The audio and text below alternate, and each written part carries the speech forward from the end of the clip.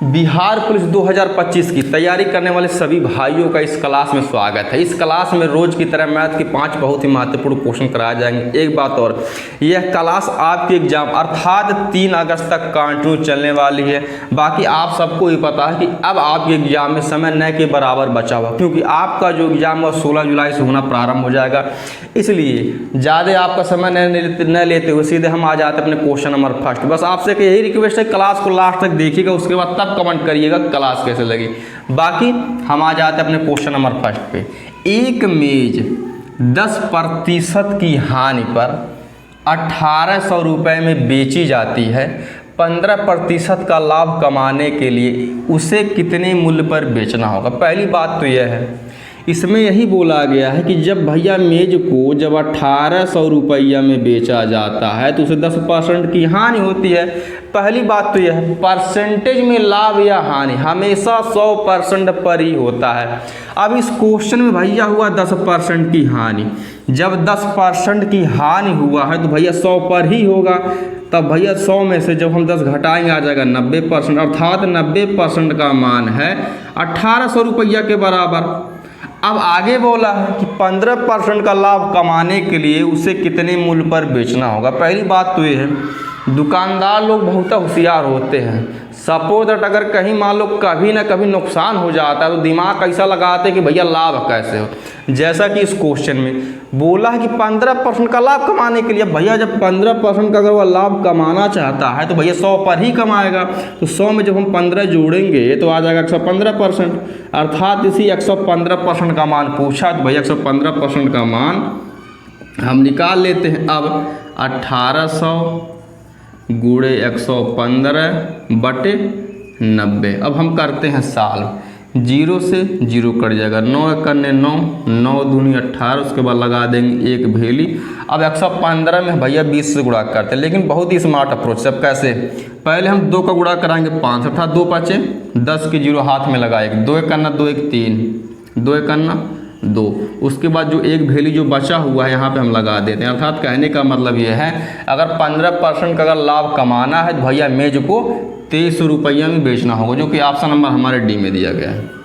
केवल लास्ट तक जुड़े रहिएगा, उसके बाद तब कमेंट करिएगा क्लास कैसी लगी। अब हम आ जाते हैं अपने नेक्स्ट क्वेश्चन पे। तो भैया हमारा नेक्स्ट क्वेश्चन ही है, यदि x रेशियो y बराबर 3 रेशियो 4, अर्थात कहे का मतलब ये कि x का मान भैया 3 एंड y का मान है 4।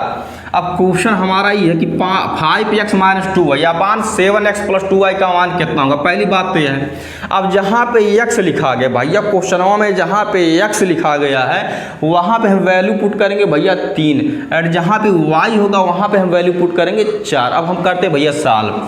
अब 5x यानी कि 5 मल्टीप्लाई बाई x यानी कि x का मान है 3, माइनस का साइन 2y, y का मान भैया 4 है तो भैया 4 से मैं करा देता हूँ गुणा, बटे 7x या 7x। अब 7 गुणे x का मान है भैया 3, प्लस का साइन 2, और y का मान का है 4। अब हमें क्या कर लेते हैं सॉल्व, अर्थात 5 3 15, माइनस का साइन 2 चौके 8 बटे 7 त्रिक 21, प्लस 2 चौके 8, 15 में से 8 या 7, 21 में 8 जोड़ेंगे आ जाएगा 29। अर्थात का एक मतलब ही है 7 बटे 29 या 7/29 हमारा आंसर हो जाएगा, जो कि ऑप्शन नंबर हमारे सी में रहेगा। अब हम आ जाते हैं एकदम नेक्स्ट क्वेश्चन में। जान लीजिए आपके बिहार पुलिस 2025 के एकदम एग्जाम के पैटर्न के आधार पर ही क्वेश्चन शामिल किए हैं। बाकी हम आते हैं अपने क्वेश्चन को पढ़ते हैं, उसके बाद सॉल्व करते हैं। तो हमारा क्वेश्चन है, माँ और उसके 6 बच्चों की औसत आयु 12 वर्ष है, जो माँ की आयु को शामिल न करने पर 5 वर्ष कम हो जाती है। तो भैया माँ की आयु कितनी है। पहली बात तो यह है, आपको एक नहीं आपको 10 बार बताया जा चुका है कि अगर कभी भी अगर औसत दिया होता तो सबसे पहला हमारा काम ही होता है उसका योग निकालना। तो योग बराबर होता है औसत गुणे संख्याओं की संख्या। अब यहाँ पे यही बोला है, माँ और उसके 6 बच्चों की औसत आयु 12 वर्ष है, तो भैया औसत गुणे संख्याओं की संख्या यानी कि 12 गुणे संख्याओं की संख्या, यानी कि माँ और उसके 6 बच्चे, यानी कि 6 में 1 जोड़ेंगे यानी कि 6 बच्चे प्लस 1 माँ जी, हो जाएंगे भैया टोटल 7 लोग, 12 7 84 वर्ष।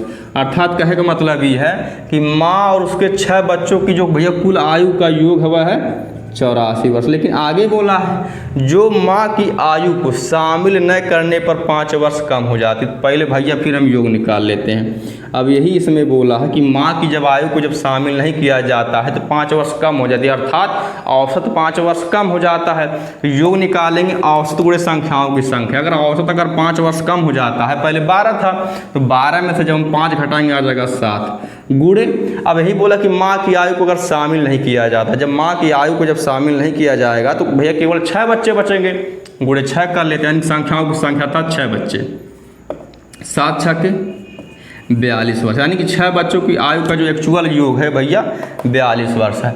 लेकिन इसमें यह बोला कि माँ की आयु कितनी है। अगर ध्यान से अगर हम देखेंगे ये भैया जो 84 वर्ष जो कुल निकल करके जो आयु का जो योग आया है, इसमें बच्चे प्लस माँ की आयु का योग है। इसमें केवल बच्चों की आयु का योग है। उसमें पूछा भैया केवल माँ की आयु, तो भैया जब 84 में से जब 42 वर्ष घटा देंगे, अर्थात 4 में 2 जाए 2, 8 में से 4 जाए 4, अर्थात कहे का मतलब ये है जो माँ जी की जो आयु है वह है 42 वर्ष, जो कि ऑप्शन नंबर हमारे डी में दिया गया है। अब हम आ जाते हैं अपने नेक्स्ट क्वेश्चन पे। तो हमारा नेक्स्ट क्वेश्चन है वह छोटी से छोटी संख्या जिसे 4, 6, 8, 12 और 16 से भाग करने पर प्रत्येक दशा में 2 शेष रहे निम्न है। इसका मतलब ये है कि प्रत्येक दशा में 2 शेष बचना चाहिए। अब बोला है वह छोटी से छोटी संख्या, तो भैया हम इन संख्याओं का निकालेंगे एलसीएम, क्योंकि बोला छोटी से छोटी संख्या था तो लोवेस्ट कॉमन मल्टीपल। अब जब हम 4, 6, 8, 12 और 16 का एलसीएम निकालेंगे, लेकिन एलसीएम निकालने का भी एक ट्रिक होता है। सबसे पकड़ेंगे हम बड़ी संख्या, अर्थात 16 इन संख्याओं में से सबसे बड़ी संख्या। तो भैया 16 का जब हम पढ़ेंगे टेबल वो भी 3 बार, 16 3 48। अब जो 48 और 12 के टेबल में आएगा 4 बार, यानी कि 12 चौके 48। 8 के टेबल में आएगा 6 बार, यानी कि 8 छक्के 48, 6 8 48, 4 बार आइए 48। अर्थात कहने का मतलब ये है कि 48 एक ऐसी छोटी से छोटी संख्या है, इन पाँचों से पूरा का पूरा कट जाएगी। लेकिन कंडीशन यह बोला है कि भैया वह छोटी से छोटी संख्या ऐसी होनी चाहिए कि प्रत्येक दशा में 2 शेष भी बचाए। जब 2 शेष बचाए अर्थात हम 2 इसी में जोड़ देते हैं, यानी कि 48 में 2 जोड़ेंगे आ जाएगा 50। अब कहने का मतलब यह है अगर हम 4, 6, 8, 12 और 16 से अगर हम भैया 50 में अगर भाग देंगे तो भैया उस कंडीशन में हर कंडीशनों में 2 शेष बचेगा, यानी कि हमारा आंसर हो जाएगा 50, जो कि ऑप्शन नंबर हमारे सी में दिया गया है। अब हम आ जाते हैं अपने नेक्स्ट क्वेश्चन पे। तो हमारा नेक्स्ट क्वेश्चन है 3 क्रमागत पूर्णांकों का योग 51 है, तो बीच वाली संख्या क्या है। पहली बात तो यह है, अब इसमें यह बोला कि 3 क्रमागत पूर्णांकों का योग, अर्थात 3 क्रमागत या 3 लगातार आने वाली संख्याओं का जो योग है वह 51 है। तो बीच वाली संख्या पूछा है। पहली बात तो यह है, अब हम इस क्वेश्चन को यक्स मान करके कतई सॉल्व नहीं करेंगे। अगर यक्स मान करके सॉल्व करेंगे तो केवल हम अपना टाइम वेस्ट करेंगे। तो भैया इसको ट्रिक से सॉल्व करेंगे। अब कैसे, अब जब 3 क्रमागत जब पूर्णांकों का योग बोले अर्थात 1, 2 और 3 51 है। अब जब टोटल जब 3 संख्या हैं तो भैया 3 समय का कही देते हैं डिवाइड, अर्थात 17 3 51।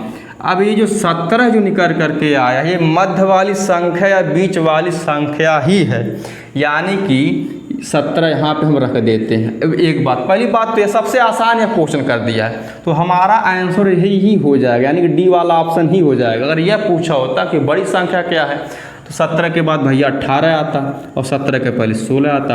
अगर बड़ी संख्या पूछता तो 18 आंसर होता, अगर छोटी संख्या पूछता तो 16। लेकिन इसमें बीच वाली संख्या ही पूछ दिया है, इसलिए आसान कर दिया है, जो कि ऑप्शन नंबर हमारे डी में है। इस क्लास का लास्ट क्वेश्चन है। आपसे एक रिक्वेस्ट है कि क्लास को लाइक, शेयर और सब्सक्राइब करते रहिए। बाकी आपके एग्जाम बिहार पुलिस 2025 के लिए क्लास रोज की तरह 5 क्वेश्चन की छोटी सी सीरीज चलती है और ये आपके एग्जाम अर्थात 3 अगस्त तक कंटिन्यू चलेगा। बाकी धन्यवाद।